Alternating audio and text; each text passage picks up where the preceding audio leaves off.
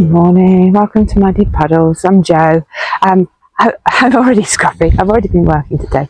It's an absolutely glorious day here on the farm. As you can see, sun shining, blue sky between gentle clouds. But I've been working and I have, this morning so far, I will pop you down so you can have a little look, started the next bed. Now I dug around the edge to get the strawberry runners in that arrived. They don't look like much at the moment, but they will look really good. They have really long roots, so I couldn't get them in unless I dug. The roots were, some of them, about 12 inches long, which is amazing. That means they'll get a really good start. Now these are Senga Giganta. I've had them before, many years ago. They have really tasty strawberries and they're really big, so you don't have to spend a long time picking.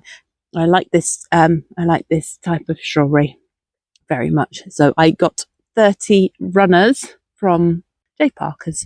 The rest of the bed, the middle of the bed, because I've not put anything in just yet, I'm going to cover and I'm going to mulch. Now I've collected loads of leaves. I've collected them from the side of the road. They've been run over quite a lot, so they're quite broken down already. I couldn't shred them because they are too wet to go through the shredder. Let me pop you on the stand. There you go.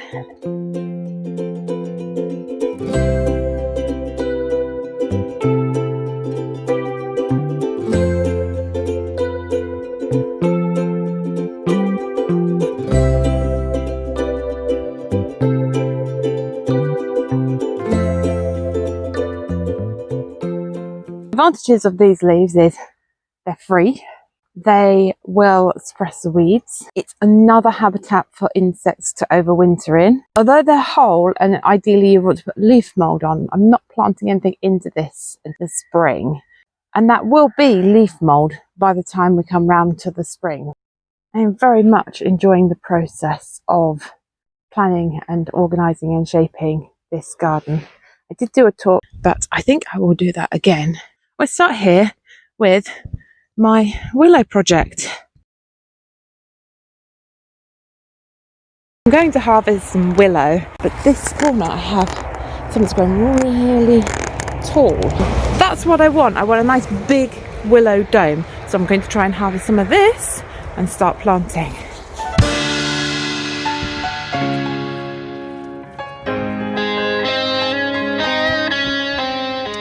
This willow is in a year where it should be cut down to ground level in its coppice cycle. So I'm taking this year's growth that I know will take really well, and then I will leave it a little bit longer and cut these off at, just above ground level. I want to have, we call it a stool. Each time that you cut down to the stool, it will send more shoots the following year. I've taken some, I've left some because some of them are quite great. I've taken where either the leaves have already fallen off or where the leaves are very yellow and about to fall off. As the willow's entering its dormant phase, that's when you should be cutting it.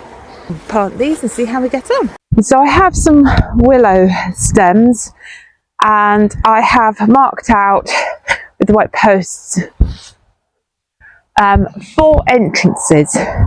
At each entrance I plan on putting 3 willow stakes which I can plait and then bring up and over and create an entrance archway, and then between those I will make lattice work and tie it together.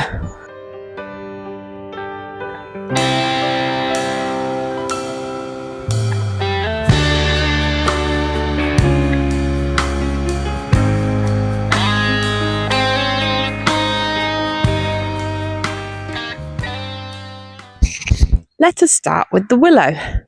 As I said, I was going to put in a group of willow to weave together to make the arch over the entranceway. This is one of them. As you can see, there's a group planted there. And then from there, I've put in lattice work around, tied it all together there. And intermittently, I've put strong upright rods, which will go up and over to help with the structural integrity of the willow dome, and that goes around. This is 1/4 that I have got through. Now these whips are quite small. I've pushed them into the ground as deeply as I can. And at some point when I do some more, I will film actually how I get those into the ground. Is where we would regularly come into the food forest area. And again, I'm waiting on my trees to arrive still. The bed I put the strawberries and raspberries in that my friend gave me. I've added some garlic cress. The more things you can have in the ground with roots through the winter, the better. My friend gave me a wildflower and I can't remember what it's called. I have put in a green manure because I thought the bed was looking a bit empty, and I am going to put things in for ground cover here, but it will take a while for them to spread and I don't want my soil bare, so there is a ground cover in here, which is why I haven't mulched.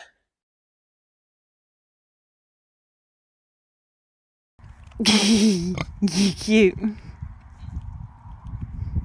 You're so cute. Yes, you are. Kevin and Ava are very happy having a tea. Ava has been depressed for a few days. I don't think she's enjoying the wet at all. Yes. Come on then. Come on. See what I mean about being depressed? Usually she would come running right over to me. And she's very slow and quiet. It's not her usual self, so I'm going to keep an eye on her. This is the height of excitement because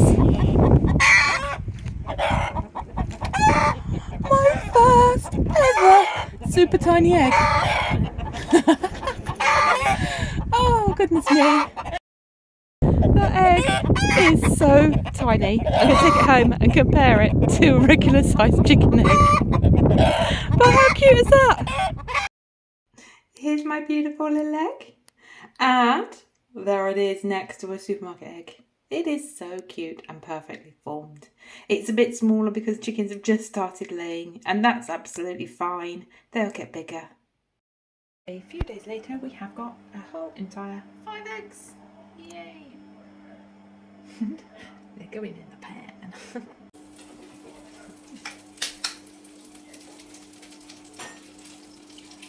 Baby egg. Oh, it's so tiny.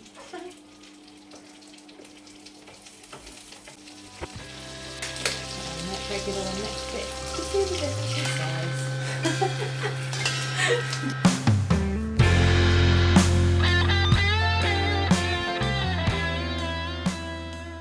In our area at the moment, if you have less than 50 birds, you don't have to keep them indoors yet. So I have just given all the chickens a really nice fresh piece of pasture because some areas within England or the British Isles already have bird flu restrictions in place where birds need to be housed, and as I say, flocks of more than 50 do need to be housed, and I'm lucky in that I have 25. Oh, it's just started raining, lovely. Now the chickens that were out foraging here have all run inside under the shelter. Apart from Duke. If you have a flock of 50 or larger, you do have to be housed at the moment everywhere in England or the UK.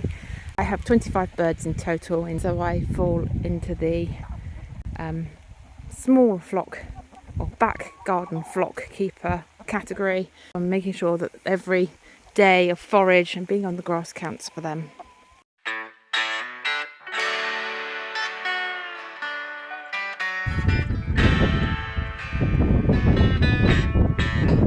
My back is telling me that's enough for the minute to go in the shed. What that's all about.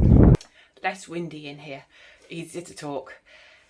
So when I went to my friend's yesterday and I got the other willow for my willow dome, the other thing was the hedge of goat willow needed trimming, and so I took a load of those cuttings. Now it's native to the UK, it's really good for birds and wildlife and things to nest in, and it's quite a prolific grower, doesn't seem to mind the salt air. Their farm is even closer to the coast than mine, so I took those cuttings and I created a line of willow. So it's a double line.